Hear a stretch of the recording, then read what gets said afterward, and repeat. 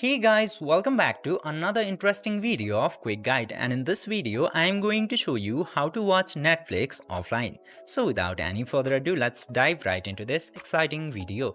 Now, in order to watch your Netflix offline, you just simply have to open your Netflix application, and after opening the Netflix application, choose a profile to surf the Netflix. After choosing the profile, this homepage will appear into Netflix. But I'm online right now. In order to surf the Netflix offline, you just simply have to go into My Netflix into the bottom right side. Click into that and then you will see the option of downloads.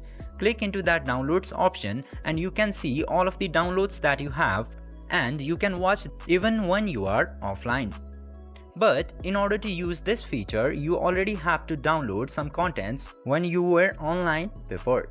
I hope this video was helpful for you. If yes, don't forget to like, share and subscribe to the channel to never miss another update. Thank you for watching the video.